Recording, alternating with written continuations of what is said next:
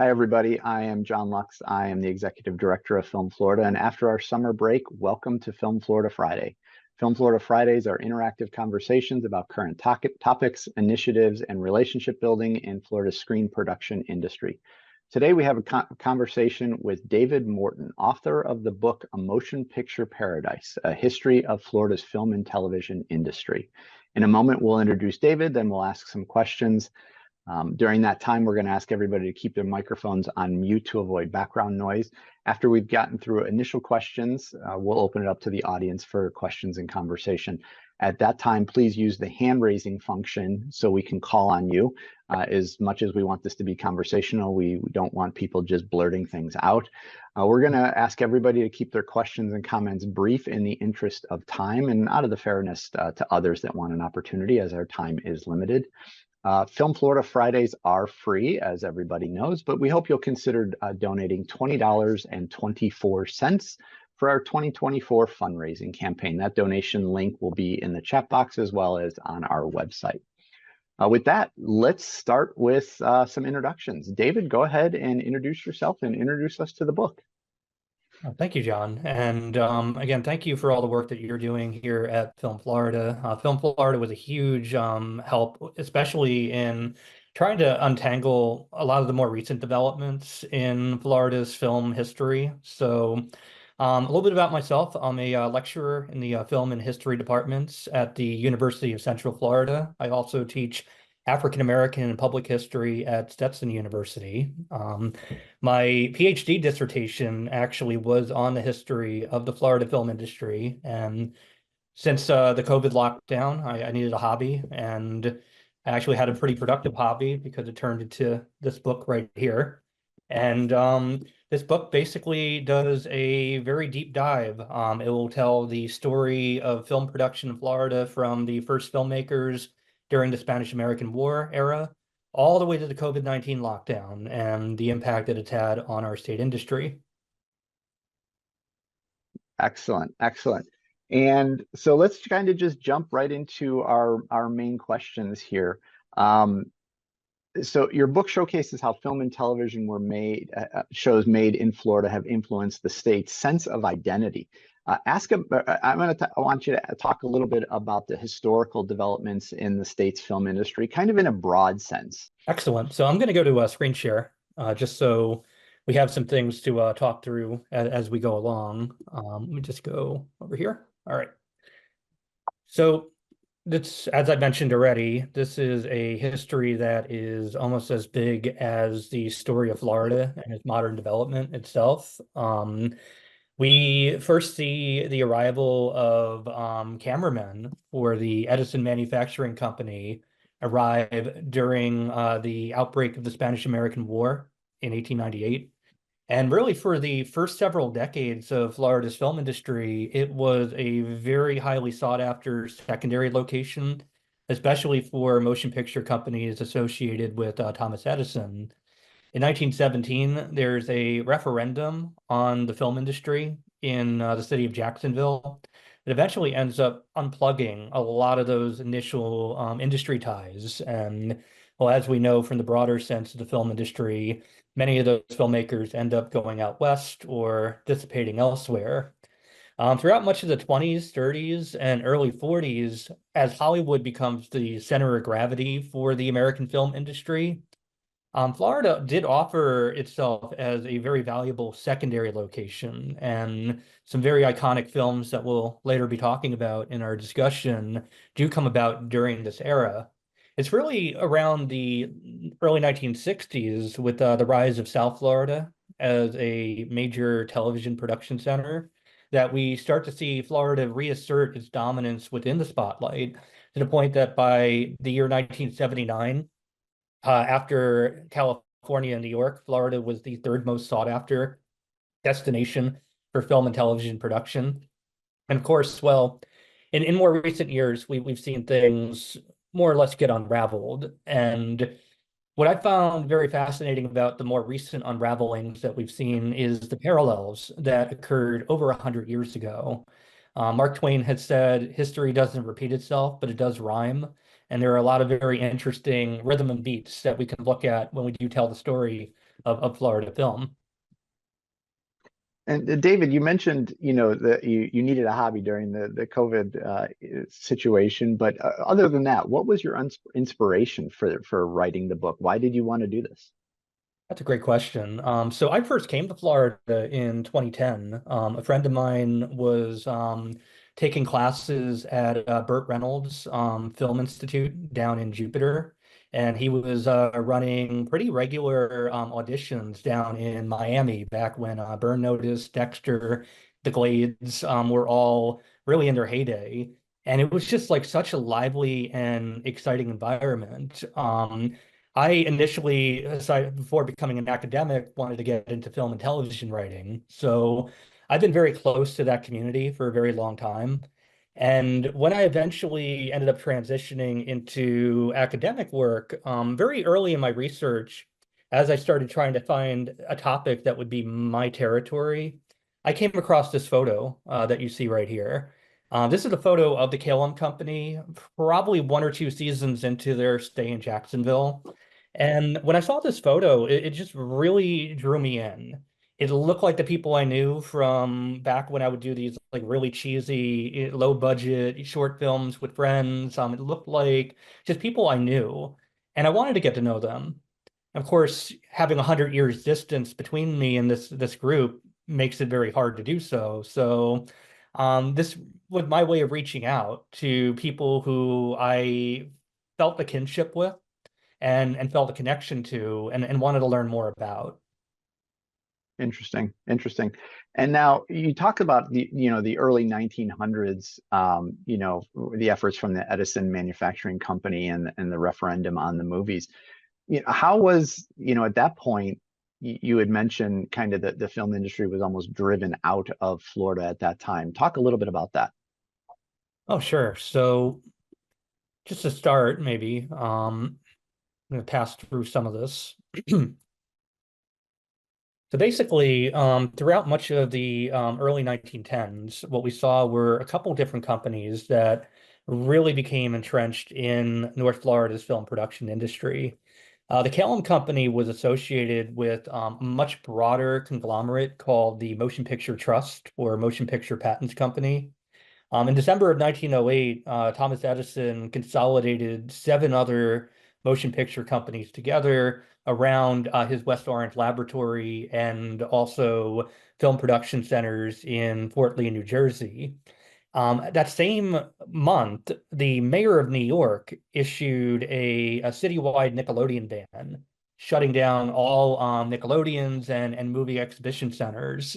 And all in the midst of this is when the Kalem Company ended up arriving in Jacksonville. And what Kalem offered to moviegoers in the 1910s that was different than what we had seen up until this point in time is that they took their camera outside and they did very interesting and very vibrant outdoor sequences that really helped to draw in the eye. And in fact, long before we see what Hollywood would later do at, say, Monument Valley or, using landscape and space, we see that with the Kalem Company.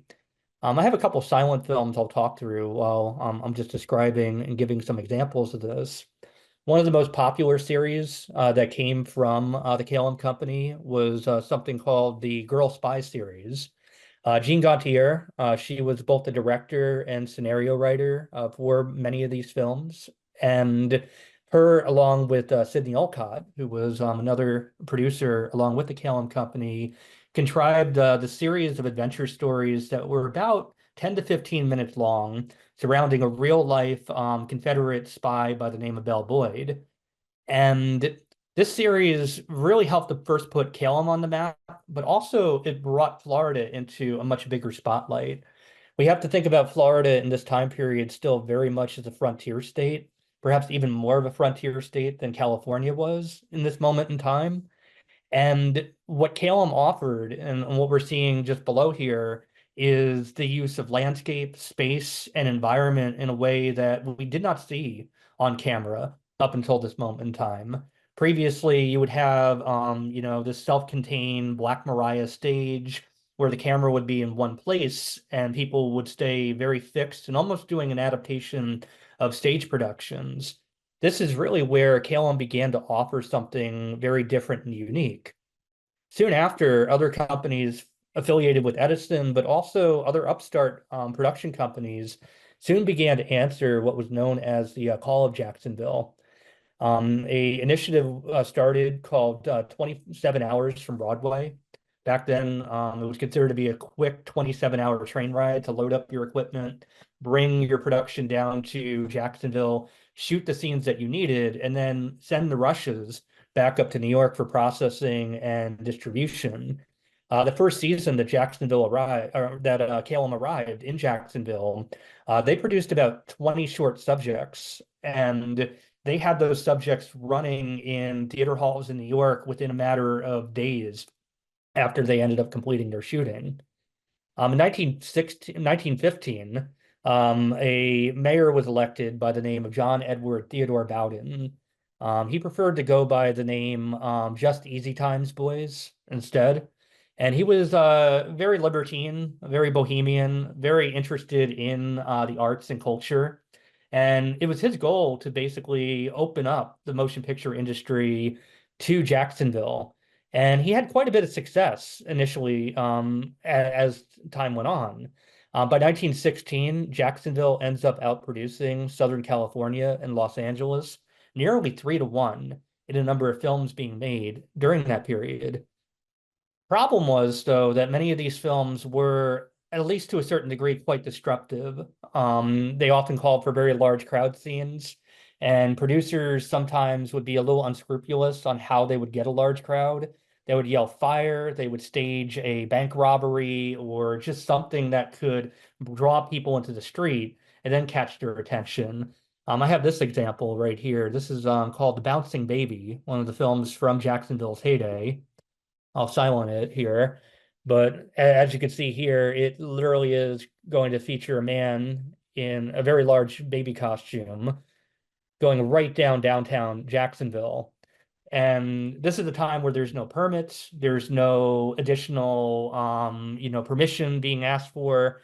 So this leads to a lot of pushback within the community at large.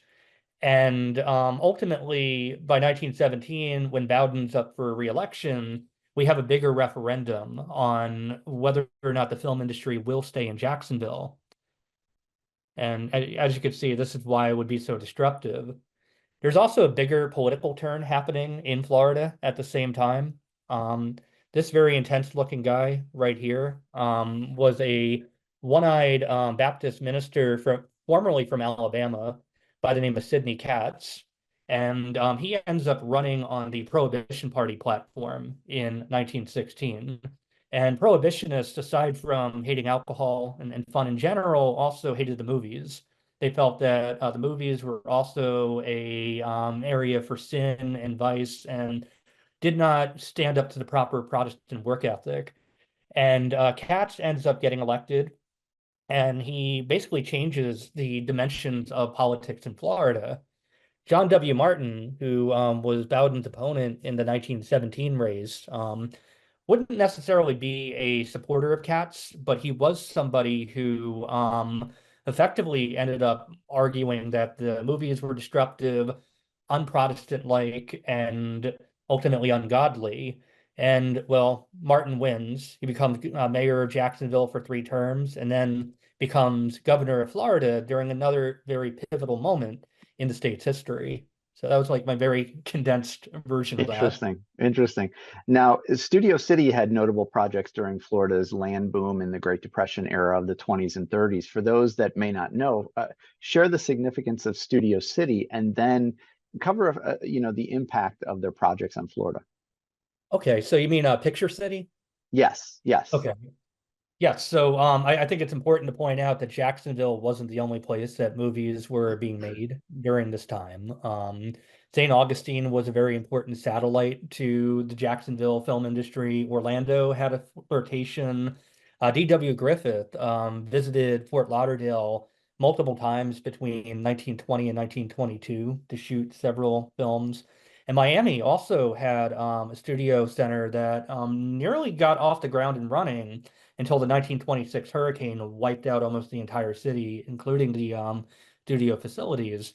Now, Hope Sound's motion picture city well, again, Hope Sound was an example of how even as the industry is getting consolidated in Los Angeles, there's still an interest by producers to have sites elsewhere. In case things go bad with the government in California, they want to have places where they can hedge their bets. And in the midst of this, I think it's also important to point out that John W. Martin, so the same person who pushed out Bowden as mayor, is now governor of Florida, as we're in the midst of what becomes known as the Florida land boom. And we see a whole number of different motion picture cities that are being proposed during this time. One of the most notorious was Sun City, which relied on investors to buy these different plots and developments that were named after motion picture production companies. Might be hard to make out, but you can see down here it says First National Drive, Goldwyn Drive, Inc. Drive, and so on and so forth. They have like Chaplin Street. And the idea was that this is the place where all the movie stars are eventually going to move to. Nothing really comes of many of these moving picture cities, and some all they end up getting is at best a water tower, maybe an office and a demo home for what these places would look like. And of course, by the late 1920s, the land boom just completely ends up collapsing. Homer Vanderblue did a assessment on this collapse, and I think it was like very interesting and it's worth quoting. As speculation spread or was carried over the country, Florida became news, and special stories filled daily newspapers everywhere telling the latest gold rush and featuring stories of fabulous wealth almost miraculously secured, pictures of bathing beauties, of coconut palms, of moonlight nights, and occasionally of islands and peninsulas which had been pumped out of the sea by enterprising promotions, thereby reaped miraculous paper profits, filled the papers of the North. So this is the next major gold rush, and this is still at a time where Floridians are talking about draining the Everglades, building a canal through the entire peninsula, and really talking about bringing development into a massive overdrive. In fact, I think it's worth pointing out too that the Great Depression ends up coming to Florida 2 years before the rest of the country because of the collapse of the Florida land boom. And that too ends up opening up another big opportunity for Florida and the film industry. Interesting. Now, a quick question from the chat here. It says, what is the area that was going to be Sun City now? Where is that? So that's the town of Ross, which today again is like a very small community. So it's near the Hillsborough River, outside of Tampa. Okay. So trying to think of maybe like a point of reference because there's really not a lot over there right now. Yeah. Basically like off of US 41. Okay. Okay. And now also, there's a rich history with Richard Norman's studio in Jacksonville. Silent films with African American casts were created through the studio in the 1920s, and Norman Studios is now recognized as a National Historic Landmark. Talk a little bit about the studio and its overall impact on the film industry. Oh, dang. I thought I had a, slide for that. I'll talk about it though. So basically, what Richard Norman Studios offered was a very interesting alternative to the mainstream motion picture industry. So D.W. Griffith in 1915 creates what is arguably the first major feature-length film, The Birth of a Nation, which ends up featuring the Ku Klux Klan as the heroes of the story. And that too, I think, is a big problem because, well, as we can end up seeing, it leads to massive social and political backlash in the United States. In Florida, even too, in Tampa, along the Hillsborough River, there was an effort by the NAACP and the Tuskegee Institute to create a film that would be a counter to D.W. Griffith's Birth of a Nation, a film called Birth of a Race. It ends up getting hijacked by Universal Pictures, and eventually one of Griffith's own cinematographers ends up becoming the director of the film, and it's an absolute disaster. Needless to say, there's an effort by, oh yes, definitely cringeworthy to hear that. So needless to say, by the time we get to the 1920s, the film industry has collapsed in North Florida. And this is where a itinerant film producer named Richard Norman comes onto the scene. So Norman was at the time working out of the Midwest, mostly in Iowa, but also in Chicago, where he had seen how successful many of these different race films had been in African American neighborhoods in Chicago. He eventually ends up returning to Florida, where he was initially from, and he had adapted a film that he had previously shot called The Green-Eyed Monster into a film called The Wrecker. And in that film, basically, he redid the entire film with an all African American cast. He also was able to buy out film facilities at bottom dollar prices because of the collapse of Jacksonville's industry. And for about 6 years, Richard Norman Studios became the only place where race films starring African American characters and featuring a lot of input from Jacksonville's African American community were being made. What's I think just as significant too is some of these films have since been preserved by the Library of Congress. In 2021, the only surviving feature-length film from Norman, The Flying Ace, has been labeled as historically and culturally significant and was inducted as one of the 25 films for that year's class of preservation. Just as significant too, I think is worth pointing out that Norman was wildly successful with his films, both in Florida and nationally speaking.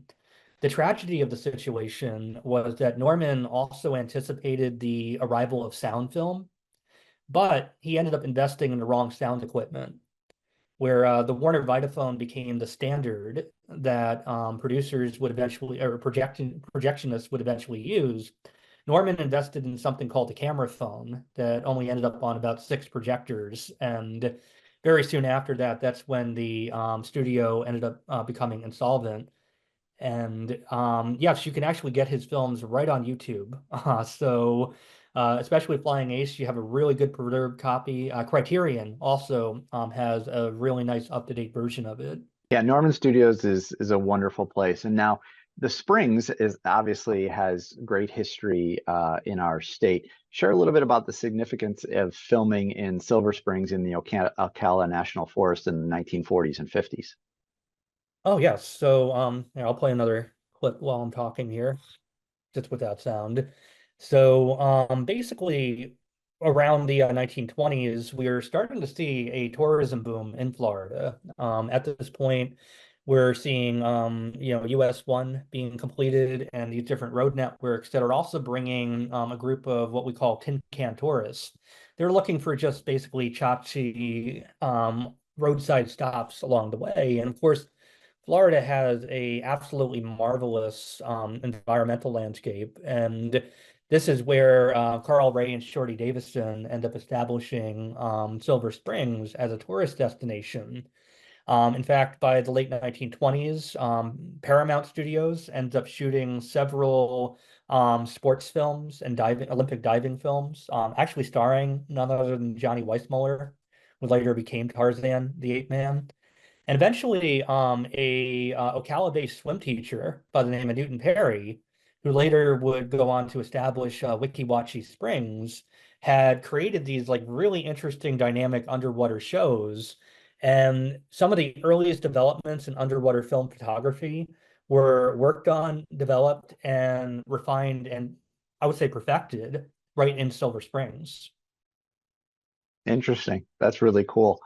And now, moving forward, of course, South Florida became very popular for film and television. How did the television boom of the 60s help build awareness of South Florida and contribute to its cultural development? Oh, absolutely. So I guess I want to backtrack just for a moment here too, because a big factor in this goes back to Silver Springs and a protege of none other than Newton Perry, and that is Rico Browning. He was a lifeguard first at Silver Springs, and then later a performer at Weeki Wachee Springs, and Rico Browning, perhaps most famous for performing as the underwater creature of the Black Lagoon, later became very closely involved in underwater film photography and underwater filmmaking. He eventually ends up linking up with a former OSS agent from Hungary by the name of Ivan Tors, who had since emigrated to the United States. And Ivan Tors was working on a show called Sea Hunt for Zib Television. And his production company was initially based out of Nassau in the Bahamas. And it's here that Tors and Browning built a relationship where Browning would perform underwater stunts, but eventually also propose scenarios to Tors. Browning had an idea for a novel originally about a boy and his dolphin that he pitched to Tors as Lassie on the Water. And when he told Tors about this idea, Tors actually said, well, forget about the novel, let's make a movie. And that's how Flipper was then born. First, they make the feature film, and then they adapt it to television for NBC. Soon after this, the Miami Seaquarium, which had been already used quite extensively by Ivan Tors' studio, going all the way back to when they were producing Sea Hunt, became a base of operation for the entire NBC studio operation. So Tors and Browning established Ivan Tors Studio in South Florida.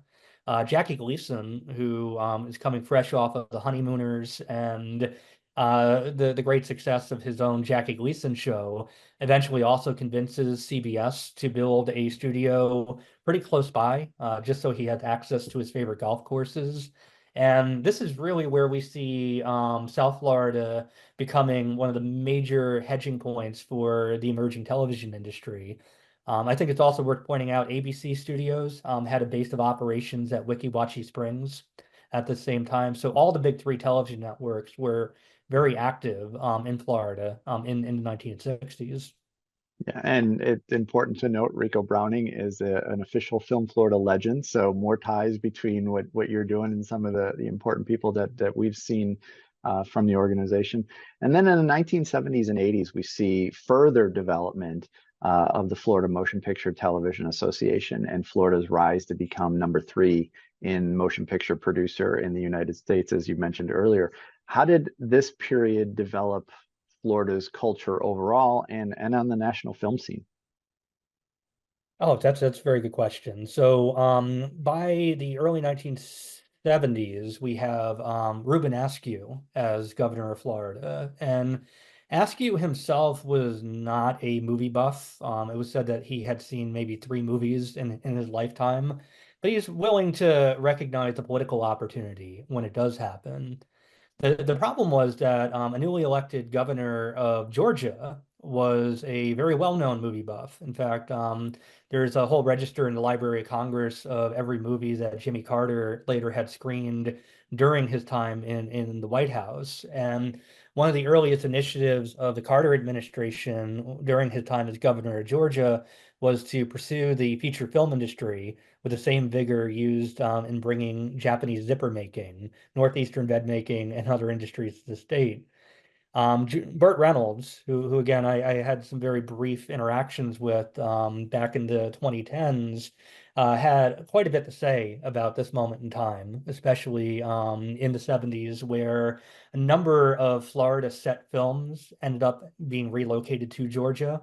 And of course, Reynolds' most iconic film, Deliverance, is made during this period as a result of the Georgia Film Office's efforts. When The Longest Yard, which is set in Florida, ends up also being relocated to Georgia, this is where Askew begins to pay a bit more attention. And this is where we see the advocacy of lobbyists and individuals such as, well, Rico Browning, an Orlando-based filmmaker by the name of Arjan Hugh, and ultimately the creation of the Motion Picture and Television Bureau. And this helps to begin to reclaim Florida's stake within the industry. When Bob Graham was elected governor, inaugurated in 1979, Graham, who himself was also a well-known movie buff, really went all in. He would take regular meetings with film executives throughout much of his time as governor in the 1980s. He played an instrumental role in pushing the industry to pushing Universal Studios and Disney to build their backlot facilities in Orlando. And just to show how all in he is, this is actually a picture of Graham and Burt Reynolds working together on a production of the movie Stick. So Stick was a film that Reynolds directed, and Graham very famously did these workday projects where he would work a day as a different job. And here he is working as a gaffer on a film set. Interesting, interesting. Yeah, history does have a way of mirroring itself, doesn't it? So, you mentioned Orlando. So let's talk about the rise of Central Florida and at the time, what was referred to as the quote unquote Hollywood East movement in the area. Tell us more about that. Absolutely. I'm not sure why this other image is not coming up, but basically on the heels of the creation of the Universal backlot and Disney MGM, we start seeing a number of iconic productions being made. And what's interesting too is that Orlando often never served as Orlando. I think that's worth pointing out. One of the first big budget productions being made on the Universal backlot, I believe, was Parenthood with Steve Martin. And Parenthood's set in St. Louis. Now, granted, when you watch it, you can't really tell the difference. Same would go for like a movie like My Girl, which is shot in and around Sanford, and it's used basically as a stand-in for Pennsylvania. And this is a really exciting moment, I'd say, for Orlando and its film and television production industry. You can tell like how all in the community was. One example I give usually in my Florida Humanity talks is how Mayor Bill Frederick offered up the Orlando City Hall for demolition during the production of Richard Donner's Lethal Weapon 3. And they basically got bottom dollar prices for this massive demolition scene. Frederick actually ends up making a cameo within the film as one of the members of the bomb squad, congratulating, Danny Glover and Mel Gibson for blowing up the building, quite literally. But one of the bigger factors that are certainly at play is I think some of the same limitations that challenged Jacksonville in the early 1910s, also limited Orlando in the 1990s. So there are a couple different factors at play. One reason why Jacksonville never became what Hollywood became was that Jacksonville never really severed its connection to the film industry based in New York. That 27 hours from Broadway initiative that we talked about back in the beginning of our discussion is, I think, worth thinking about because when filmmakers came to Jacksonville, they didn't stay in Jacksonville. They shot the scenes that they needed, sent the rushes back up to New York, and that's how their productions were made. When the film industry was set up in Los Angeles in the 1910s, they had to be entirely self-sufficient because it was a 4 to 5 day train ride across the entire country. By the time we get to the 1990s, when we talk about films like, say, Lethal Weapon 3, one of the challenges is that the production's not staying in Orlando. They're shooting the scene that they need, and then they're returning back to Los Angeles. We're also seeing the rise of a lot of other runaway production centers too. The Canadian dollar collapses in the 1990s, so this is how we see Toronto and Vancouver emerging as major production centers. Eastern Europe also soon becomes a big stand-in as well. And the quote I have up here from Billy Maines of the Orlando Weekly, where he does a post-mortem on the industry, I think is very fitting here, is that even the name itself, Hollywood East, became sort of a detriment, where had the middle class films that were being made, like Parenthood, like My Girl, and so on and so forth, continue to be made and cultivated, it could have looked maybe a little bit differently in terms of the trajectory of the industry. The other challenge, too, of course, was that corporate consolidation played a big factor. Eventually, Disney MGM ends up axing its animation studio and contracting its holdings. Same goes for the closing of Nickelodeon Studios by way of Universal. And the corporate consolidation also ends up leading to another decisive downturn, I would say, especially for Orlando's film production industry. Yeah, yeah. Now, David, Florida has a huge amount of notable film programs that have produced countless filmmakers. How do we see their impact in the national independent and studio filmmaking process? That's a great question. Really, I'd say this is how the imaginary of Florida is built. When you think of Florida, you usually do think about what you've seen in a film or TV show. Just even bringing my own story in, I went to a small liberal arts college in northeastern Pennsylvania, and I was enraptured by these images of Florida on my TV screen and through the films I watched, and I wanted to be a part of it. Um, I mean, throughout much of like the 2000s and 2010s, we had so many different shows that and films that really utilize both the space and place in a way that can't be matched anywhere else. And I think that's like perhaps most telling. It goes back to that earlier clip I played of the Kalem Company, where they're running through the swamps of North Jacksonville, where Florida has an environment that can't be reproduced elsewhere. It can be attempted to be reproduced, and it certainly has, because we've seen plenty of examples of it. But the other thing I think that also makes Florida unique is that it had a lot of homegrown talent. We have, again, so many different wonderful film schools and areas that have like tried to build up this local talent to have these personal stories made. And that too, I think, is another big decisive factor is that this is a place that looks like nowhere else in the United States. And also at the same time, it offers these opportunities. However, I mean, more recently, we certainly have seen quite a bit of a downturn.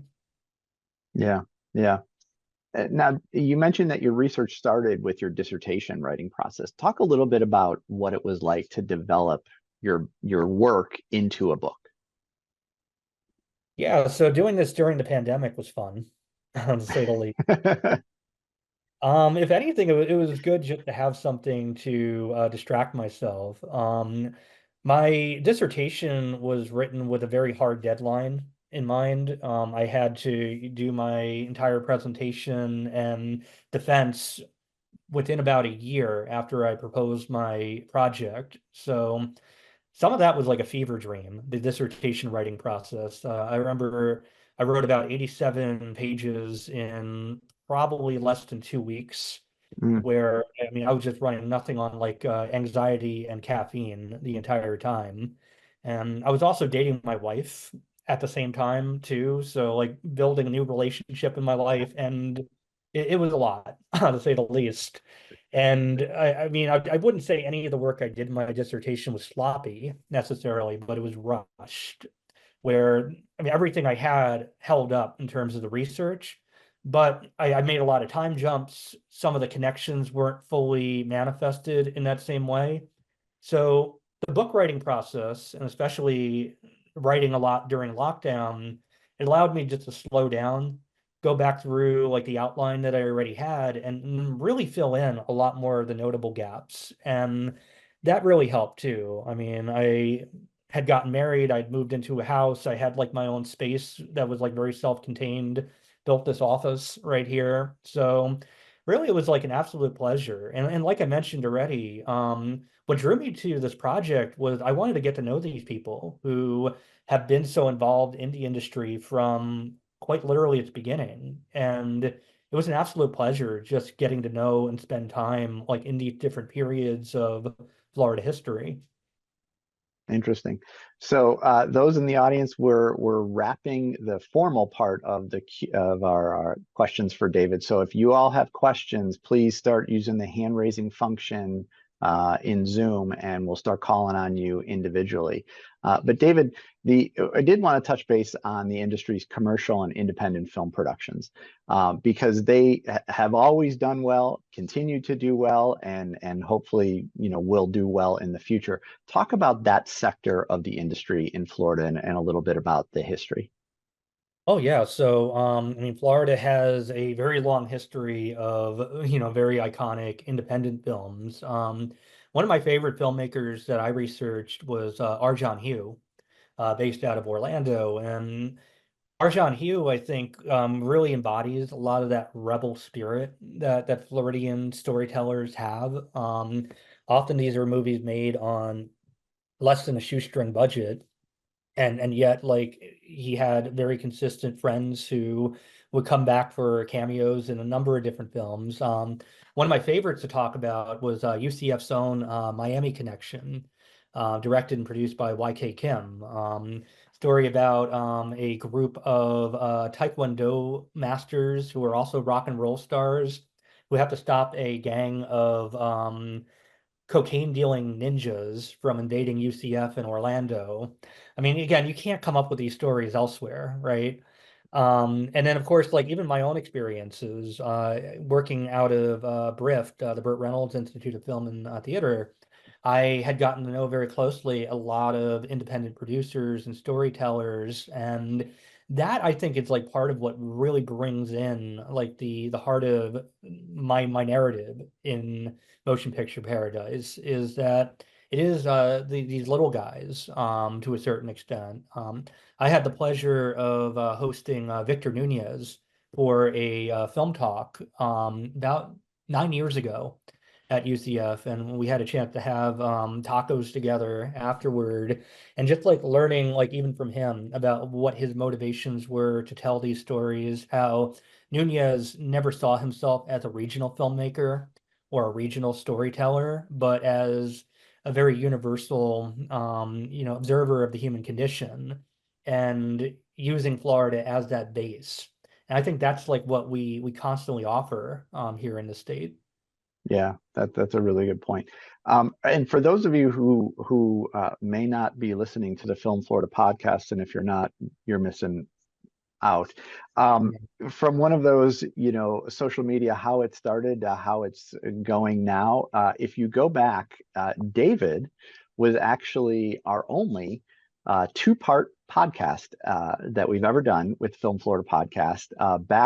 We released it in the end of April of 2020, and then those two back-to-back episodes, which we recorded, right at the beginning of the pandemic. We recorded them about a month earlier. And so if you go back, that was season 2 of the Film Florida podcast in April of 2020. You can listen to that conversation and then kind of fast forward, to where we are now. Because at that point, David was just getting going, and he was just in his research and all of that. And so it's actually really interesting. I listened to those 2 episodes of the podcast recently just to kind of get ready for this, and it's a really interesting listen when you think back to that versus where we're talking now, and where we've come from that to this. So there you go. So okay. Questions from the audience. I don't see any hands, and so that's odd. But if anybody has any question, go ahead and use that hand raising function.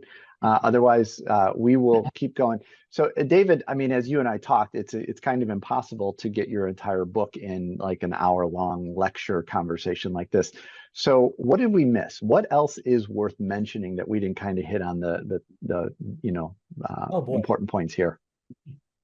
Let me see here. Trying to think of any major beats that I could cover. I mean, you did a great job moving us through a lot of the most important parts, to be honest with you. A lot of like what I had here was filler Okay. otherwise. But one thing I would definitely want to point out is where did these productions go?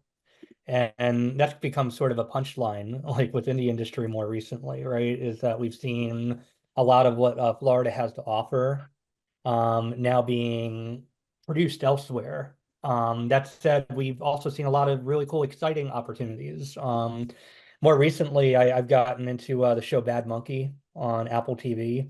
and I watched Carl Hyacint's interview on CBS Sunday Morning, and I felt like this was very, very cool because just even hearing Bill Lawrence, who he's coming right off of Ted Lasso, so Apple was going to let him do whatever he wants, essentially, and Bill Lawrence being absolutely emphatic to the fact that the film had to be made in the Keys, had to be in Miami, and you can't capture this location elsewhere, I thought was very telling. The other thing I wanted to bring up too, just very briefly, is just like how invested Floridians are currently, even in the film industry, and bringing us all full circle back to the COVID-19 lockdown.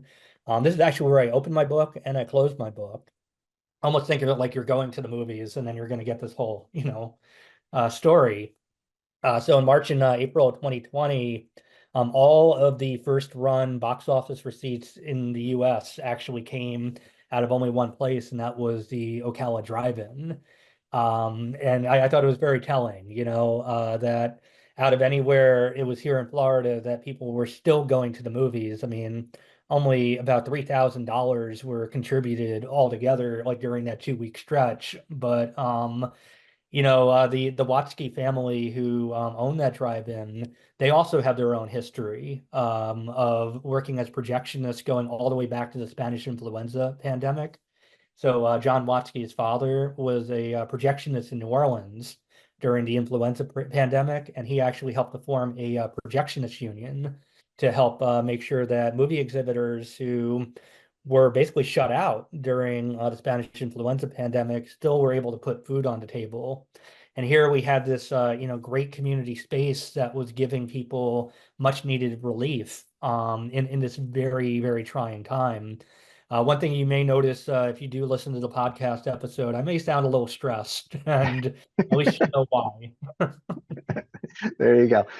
For those who can't find the hand raising function, if at least on my version of Zoom, there's a little react button at the bottom, and then you can use different hand gestures in there. But okay, so we have a couple. So Joe, go ahead and unmute yourself. I am going to add the spotlights so everybody can see you, and go ahead and ask your question. Hi, can you hear me? Yes. Yes. Good morning, everyone. I'm actually a TV production and film teacher at Blake High School in Tampa.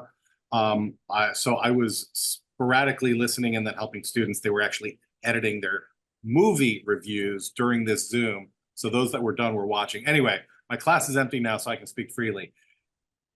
Because I missed some of it, is there a way I could show your PowerPoint to my students? I think they would be thoroughly impressed with it. And I also saw somebody in the chat link a Black History Month related film resource, which I did copy, and I'm going to pull some content down for February.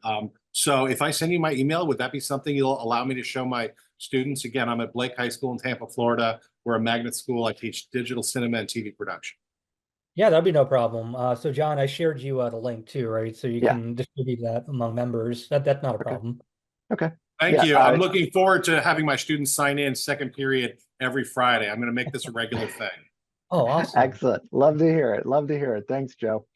All right. So we're going to, let's see, we'll remove the spotlight. Rebecca, you are up next. Go ahead and ask your question. Thank you, John. David, this was just so not only fascinating and enlightening, but I think it has a very hopeful tone. I didn't expect it to be quite so, I don't know, uplifting, inspiring. So, and I knew kind of the generalities of the history, but this was really, eye-opening. My question is in regards to, the diversity factor. You said it seems like diversity has woven itself in throughout the history of film in Florida, and probably now more than ever that is needed. In the filmmaking industry and just in society itself, in my opinion. So my question is in regards to the current situation in filmmaking in Florida. Independent is obviously on the rise everywhere. Florida really, even with all its cuts and challenges, is still a really excellent place for growth of independent filmmakers. I know quite a few creators out of California who are struggling with the cost there, that are actually flying all the way across the country and working here because the locations are so much less expensive. Can you maybe think of some recommendations, and maybe John can provide some other recommendations through Film Florida, on ways that we can grow the educational portion for independent filmmakers, especially young filmmakers, and keeping that diversity in context, in connecting, fledgling filmmakers in Florida to do the work and connect with each other? Oh, absolutely.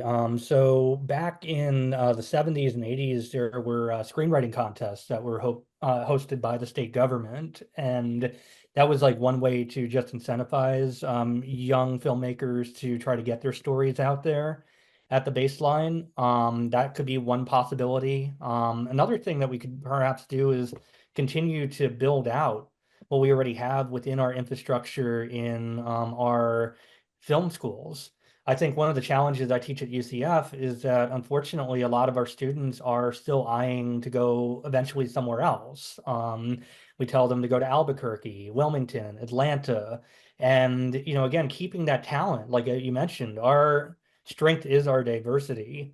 And often I think this type of grassroots bottom-up approach is the best way to create a much more successful industry.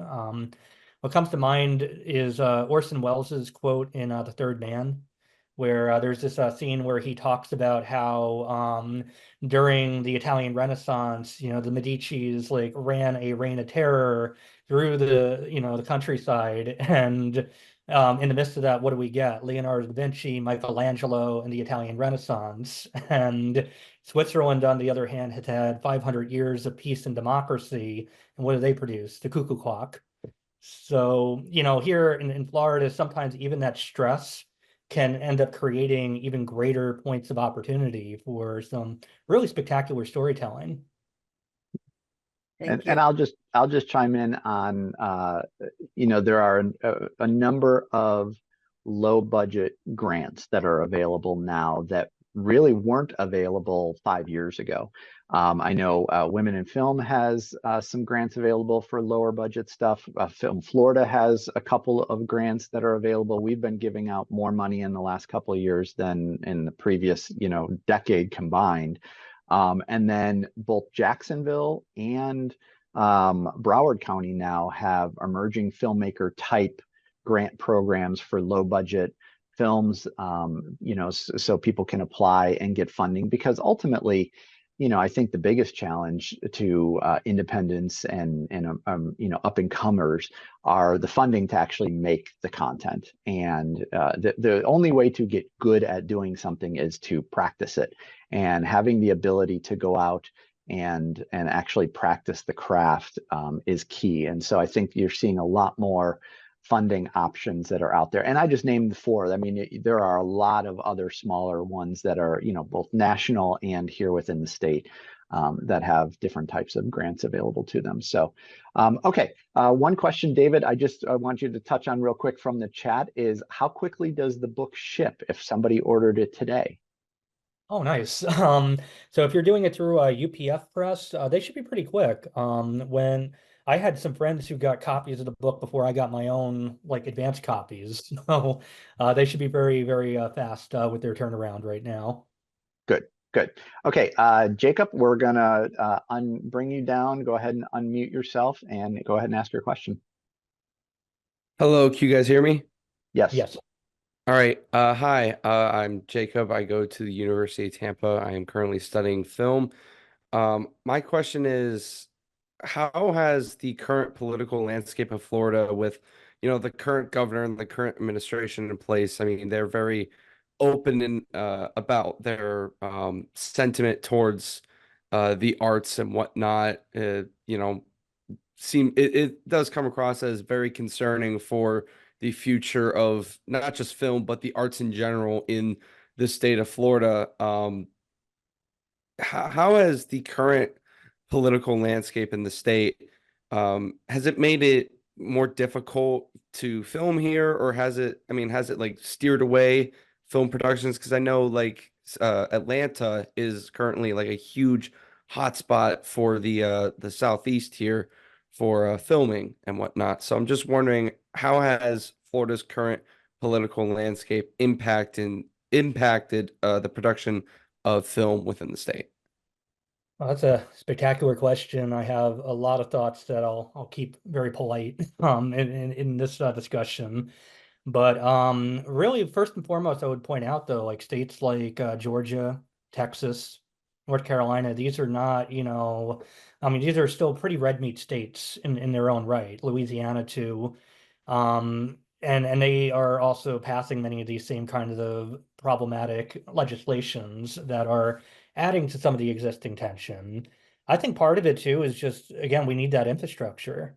And going back to our previous question about just starting with independent filmmakers, inspiring this next generation, the work that you're doing right at Tampa University, and just staying here. I think that's really the hardest part, is that, we care about our students in these film programs and we want to see them succeed. And Atlanta's become, a monolith in more recent years because of a lot of these different, different agreements with Disney and other corporations. I don't think we need that. I don't think that's what Florida necessarily has to do in order to distinguish itself. I mean, Florida has what has its own offerings, but I think, again, just trying to find a way to hold the ground and maybe even just start from the bottom up by building that infrastructure and resources. We've seen so many parallels across that arc of our state's history. I mean, that's really where my hopeful tone comes from, is that we've seen downturns before. Again, in the 1910s and 1920s, things were looking pretty bleak when you had a prohibitionist who also went on some very extremist rants that, well, I won't, go any deeper into, but needless to say, that ended, and common sense eventually prevailed, and, other opportunities emerged once again. So if you take the long view of history and you hold your ground, something will eventually end up giving. Gotcha. Yeah. Thank you. Yeah, and I mean, Jacob, the short answer is yes, the political environment right now does make things a little bit more difficult. But as David said, there are ups and downs and cycles throughout the last 125 years, and but that certainly doesn't stop everything. And so we, as an organization, at least from Film Florida, we know what the pros and cons are right now of filming in Florida, and we focus on what we have. And from we you mentioned a little bit about the incentive stuff. We certainly don't have a statewide incentive program. Everybody knows that. There are a number of local incentives, which again, no one's going to argue that those are as powerful or as lucrative as a statewide incentive, but they're what we have. And so we focus on what we have, and we push forward. And there are good days and bad days in what we're trying to accomplish. And just like David said, there are certainly ups and downs, and so there's no doubt about it. Okay, I just want to touch something in the chat. Does Film Florida share on their website some of the grants that we have? Yes, if you go to our website, filmflorida.org, and on the right side of the tabs, there's a thing that says grant and scholarships. If you click on any of those that we have there, and then at the bottom of those, we do list a couple of additional grants that are not affiliated with Film Florida. So you can find some more information about those. Okay, moving right along. Eddie, I'm going to go ahead and you can unmute yourself and ask your question. Oh, we can't hear you though. All right, we can't hear you. We cannot hear you, even though it doesn't say you're muted. So there might be something wrong with your microphone. How about now? There you go. All right. Happy Friday. Amazing information today. Thank you.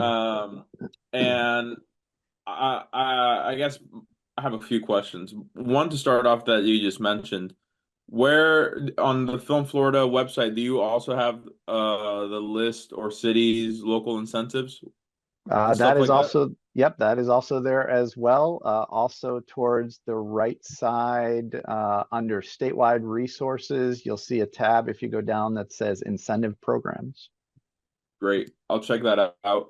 As far as the general opinion stuff, all right, like I like where the ebbs and flows and the cycles and 100 years is coming up. So that's a good opportunity to be like, bring film back, and it's been 100 years and stuff along those lines. So as we look into the next few years, what you're saying, David, is that we don't need the big studios to come in. We need some sort of independent filmmaking to take advantage of the Florida landscape, to highlight the fact that we don't need anybody. We already have the stuff here, and capitalizing on, I guess, really the true art of things. And how would we be able to, as a community, like what's the thing that's holding us back?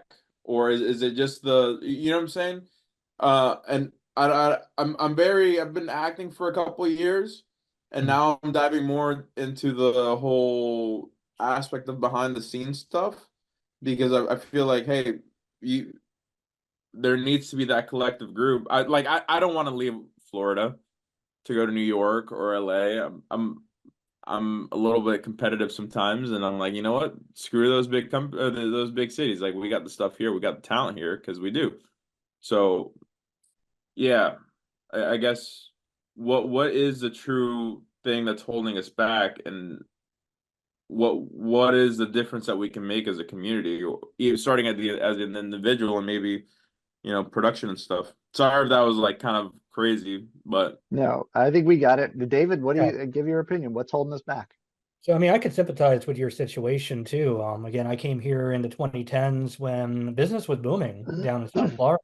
And, I watched it just unravel. It's part of what led me down this entire investigation for this book, is looking at those bigger historical parallels. First, trying to understand why it unraveled and how the collapse of incentives ended up playing a big factor in, especially like rediverting elsewhere to like Georgia, and especially like how it's become almost like a punchline, where you have shows that are about Florida, that are basically filmed elsewhere, where you'll see like MCO Airport in a TV show. Like, I just watched the show Clip, and you have like Lawrence Fishburne coming out of like a tunnel in MCO Airport. I'm like, what is this?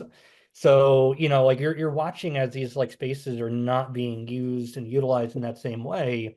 And of course, I'm not saying that we don't need, the big businesses either. I mean, like Apple, the conglomerate, and they're spending because Bill Lawrence says that he needs to film in Florida and he can't film anywhere else. And I think also we're looking at trying to build studio facilities. I mean, we need infrastructure, we need resources, we need, again, individuals like yourself who are trained and have the know-how to help maintain and uphold the line within the industry. I think another solution is, if the state's not giving it, work on the county level. More recently, Orange County has had a number of different discussions on creating individualized, localized incentives. And, I think even that is something that Florida has always consistently offered, where other states have had a center of gravity. Georgia has Atlanta, North Carolina has Wilmington, Louisiana had New Orleans, California, Los Angeles, so on and so forth. Florida has always been collectively using the entirety of the state and collectively using that talent. So I think like that type of, broad, stretched out use of that resource can provide some opportunity, but, we need the material first. And I think starting at the beginning, that was like an advice I got, like when I went to a couple different film programs, was, start small with like short films, industrial films, commercial work, and then you get up to the bigger stuff as it goes. And I think that's all we need to do. These kind of conversations, this is the opportunity to find that starting point.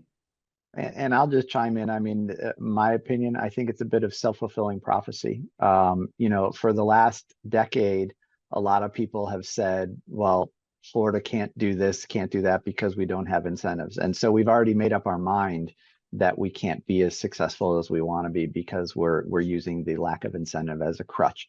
The reality is, when the old incentive program expired and sunset in 2016, in 6 years, only 300 projects received that incentive program. And we all know that there are literally hundreds and hundreds and hundreds of projects that go on in Florida from all varying levels on an annual basis, literally thousands. And so in a 6-year period, only 300 of them got there. Now, look, no one's going to argue that we weren't better off as an industry with that incentive because we had those 300 projects. No one's going to argue that. But the fact of the matter is, the vast majority of projects that happen in the state of Florida during that period of time never even sniffed an incentive.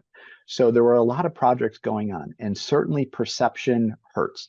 And the state has put out, you know, the message that Florida is not interested in this industry to a certain extent. And so it's our job as those that work in the industry to try and dispel that. And so that is from building relationships, that's from being proactive in our marketing, that's from trying to work better together. You know, it's a cliche, but you know, everybody should be a member of Film Florida because we're all working for the same thing and we're all trying to work together. And if you're out on an island because you don't want to join the organization, well, then that's going to hurt you more than it's going to hurt the people that are members. And so there's a lot of things that we all can do individually that add up to be the greater good, as opposed to just sitting and blaming the government because we don't have the incentive in the state. And that's just, it's a crutch sometimes. And I think people use it as a crutch as opposed to, you know, getting up in the morning and strapping their shoes on and saying, we got to go to work. And so just my soapbox briefly. Robert, I'm going to unmute, or you go ahead and unmute you. You already are. I'm going to add you to the spotlight. Come on down. We have one more question from the audience, and then we're going to wrap up as, you know, be respectful of David's time. So Robert, go ahead and ask your question. Well, good morning, John. Good morning, David. How are you? Doing well. Good to see you, Robert. I'm good. But John, you didn't tell me I had to wear shoes today. I'm in my socks still. I have flip-flops on too, don't worry. Attaboy. So anyway, thank you very much for putting this up, John, and Film Florida sponsoring this. It's amazing. It's such a beautiful story. And David, congratulations to you on where you're at now. I mean, I can remember back in the pandemic, you and I having lunch in Winter Park, and you know, we're all masked up and everything. And I remember a couple of the first manuscripts and stuff. So, man, congratulations, you. I am going to buy one, but I'm holding out for the autograph copy. Okay. Oh yeah, we'll do lunch again, and I'll sign off on it. Right on. So, a couple things here. I've got a question for you and then a question for John, and I'll just put it all together. So if you're looking down the road, David, 10 years or the future, about where you see this going, where do you see the state going? What do you think is the best approach? And this is for David. And then John, do we have any plans or arrangements or budget or anything to get this book into the hands of some of the legislators? This presentation even into the hands of the legislators that we need to support incentives or whatever it happens to be. So David, go ahead. Oh boy, so that's a big question, to say the least. So as a historian, you know, we tend to, you know, deal with the past and its consequences. It's safer that way. But I'm feeling generous. I could try to give a couple ideas on directions just based off of what I've seen.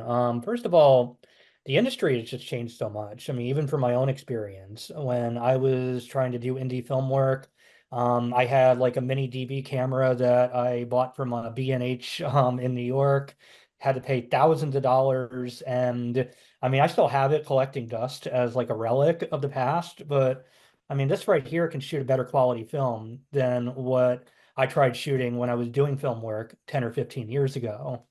that is, I think, one of the most exciting developments that we're seeing, because again, we have so many different new outlets and avenues for independent storytellers. One of my own UCF students had won the audience award last year at the Florida Film Festival.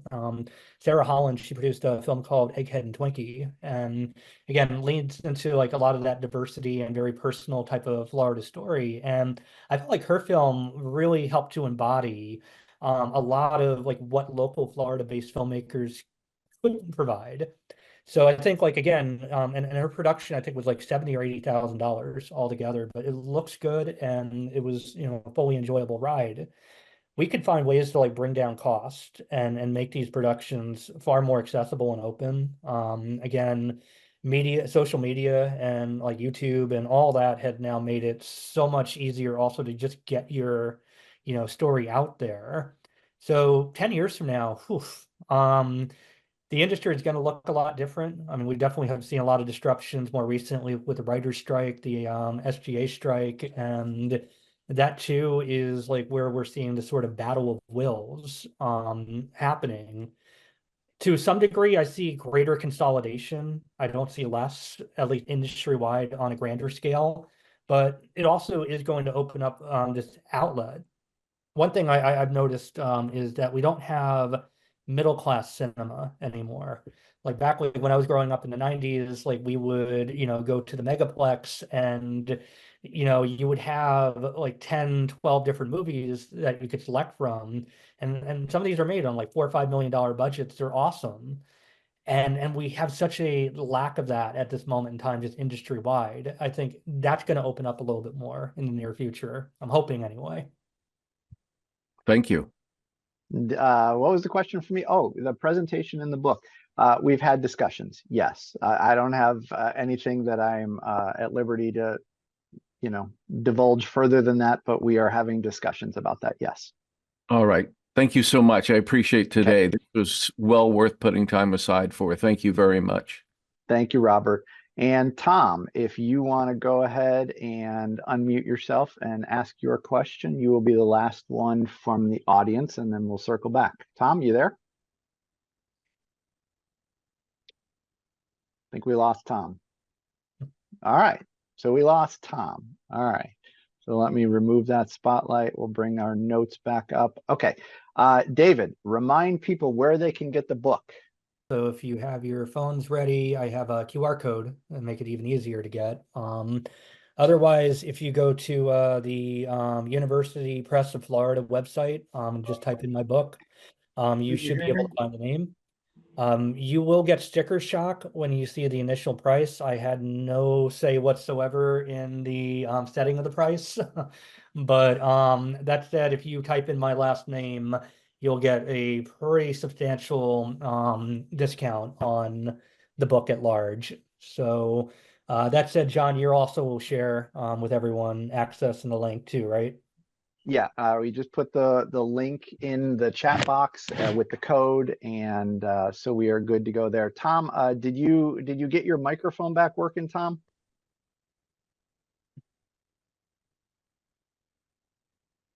All right, I don't think we got it. Austin, you raised your hand at the last minute there, so go ahead and unmute yourself. We'll add one more question there. Go ahead.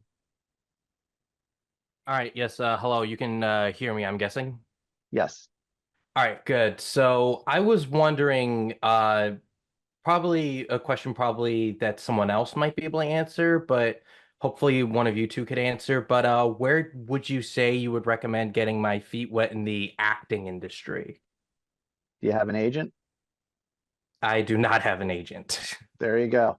So- Get an agent, and then you know, I'm not judging by your age, but I would say wherever your local schools are, colleges and universities, they do a lot of, their film departments do a lot of projects, and they're always looking for actors to cast in those student films.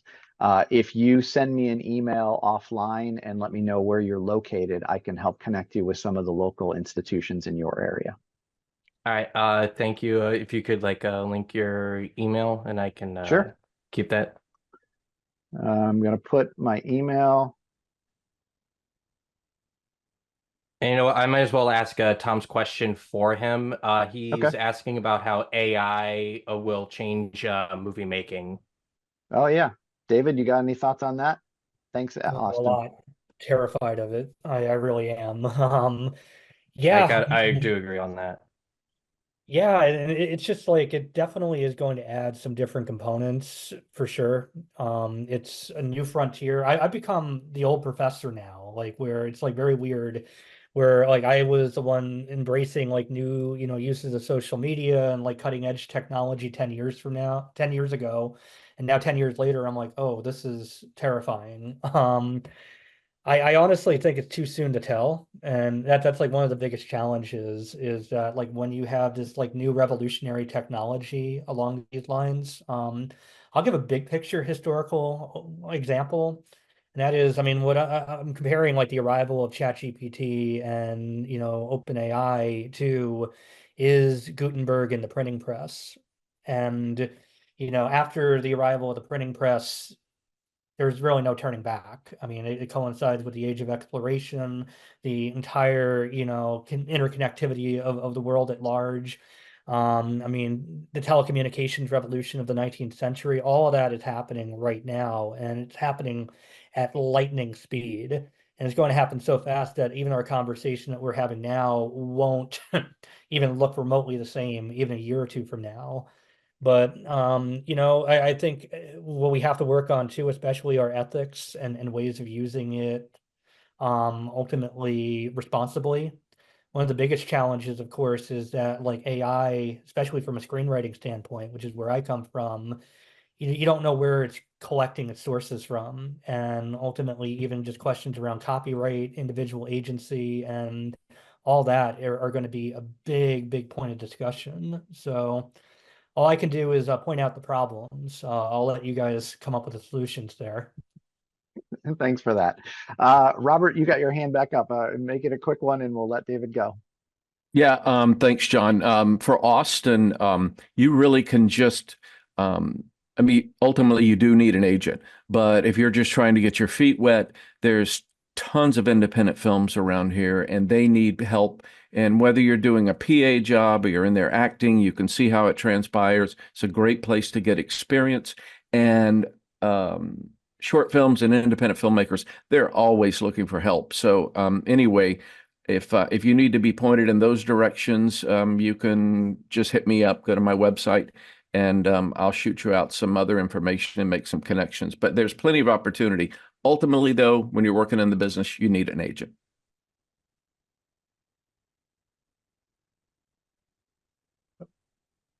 Thank you very much, Robert. Yep, thank you very much, Robert. That's going to wrap up another edition of Film Florida Friday. Thanks so much, David, for being with us today, and thank you all in the audience for being with us.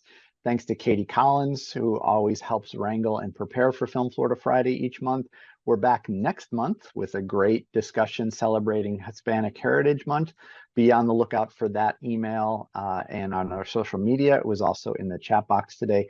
As always, thanks to our Film Florida members for their continued support. If you are not a member of Film Florida, we hope you'll consider joining at filmflorida.org. Keep up with everything we're doing on social media and make sure you check out the Film Florida podcast, which starts season 7 this weekend, available on most major podcast outlets. Be sure to subscribe so you don't miss any episodes. Thanks again for being here and stay safe, everybody. Thank you, John. And thank you for everything that Film Florida does. Thank you, David.